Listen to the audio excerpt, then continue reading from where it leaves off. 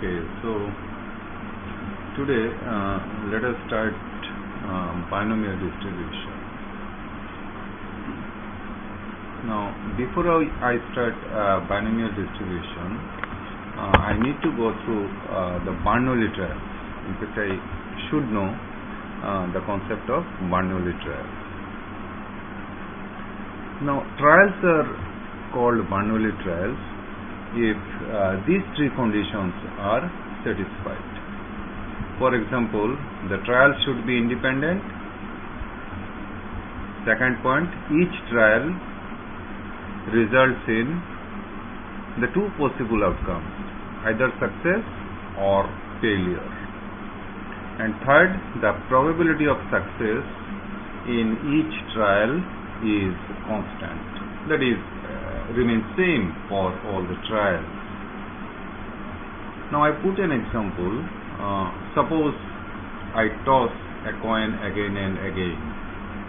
Now these tosses are called Bernoulli trials. These tosses are an example of Bernoulli trials. Why? Because the trials are independent. That means the tosses are independent.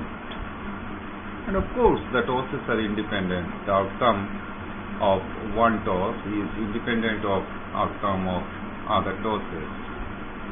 Number two, each toss has only two possible outcomes, either head and tail. Now I can take head as a success and tail as a failure. Number three, the probability of success in each trial is a constant. Now here you see the probability of head in each toss is same. That means a constant. Probability of head on first toss is half, second toss also half, third toss also half. That means the probability of getting head remains same for all the tosses. So we can say that the tosses of a coin are Bernoulli trials. Now, if I throw a dice again and again, can I say that the throws are Bernoulli trials? Can I? Let me examine. The trials are independent. Now, here the throws of dice independent. The outcome on one die is independent of outcome of another die. It's okay. Now each trial results in two possible outcomes, either success or failure. Now here you see each throw of a die results in how many possibilities? 6 possibilities. Now, do you think that this condition is violated? No, I don't think. Now see, if I get 6, I can take it as a success. And any number other than 6 can be taken as a failure. So here I can say that each throw of a die has two possibilities, either 6 or non-6. That means either success or failure. And number 3, the probability of success in each trial is constant. Now what's the probability of getting 6 in first trial? 1 by 6. In second trial, same, 1 upon 6. In third toss or third throw, should I say, 1 upon 6, same. So probability of getting 6 remains same for all the throws. So I can say that the throwing of a dice again and again also Bernoulli trials. I hope you understand.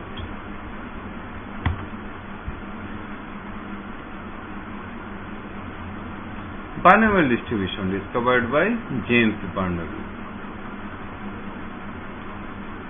and was first published posthumously in 1713, 8 years after his death. Now it's okay, you see. Now how to define binomial distribution? You see, a random variable I say a discrete random variable. A discrete random variable x is said to follow binomial distribution if it assumes only non-negative values and its PMF is given by probability x equals to small x. We can symbolize Px, and this equals to NCx p to the power x q to the power n minus x. X goes from 0 to n, 0, 1, 2 up to n, and q equals to 1 minus p, and equals to 0 otherwise.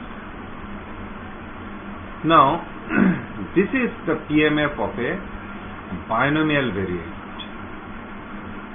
Now, first of all, we should know what is this n, p, and q. N means the number of trials, p represents the probability of success in a single trial, and q represents the probability of failures in a single trial. So if p is probability of success, q can be written as 1 minus p, probability of failure. Now this n, p or q, these are known as the parameters of the binomial distribution. It's mentioned, known as the parameters of distribution. N and p is known as parameters of distribution. I don't say n, p and q. I say n, p or q, because q is very much related to p. Q equals to 1 minus p. Now one thing you see, this PMF actually represents the probability of x successes, the probability of small x successes in n trials, Now suppose I toss a coin, say 10 times.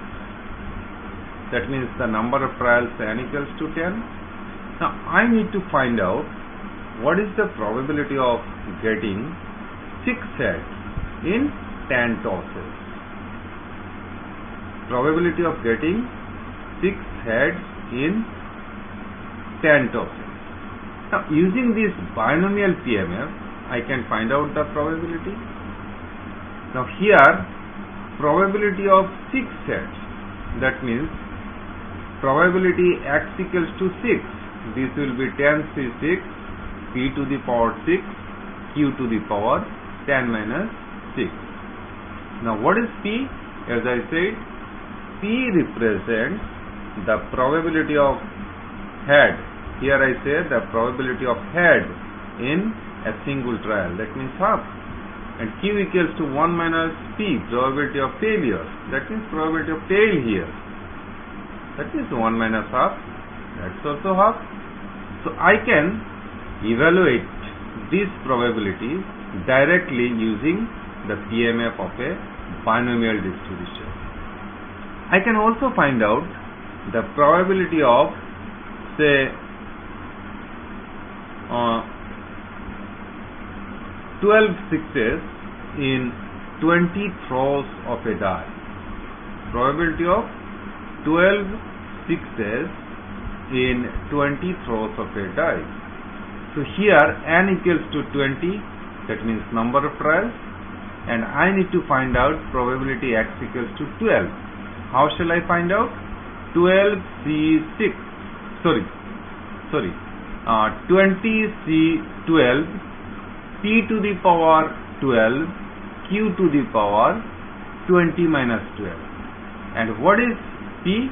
P means the probability of 6 in a single trial, that means 1 upon 6, and q means the probability of failure, that means probability of number other than 6, that is 1 minus 1 by 6, 1 minus 1 by 6 raised to the power 20 minus raised to the power 20 minus 12. So in this way I can evaluate the probability directly. Now see the values of x, or should I say the range of x. X goes from 0 to n. I repeat one thing, this PMF represents the probability of X successes in n trials, and I say X equals to 0, 1, 2 up to n. Why I write this way? Because out of n trials, it's quite possible that none of the trials giving me success. That means X equals to 0. It is possible that only one trial giving me success. That means X equals to 1. And it is also possible that all the n trials giving me success. That means the maximum value of X is n.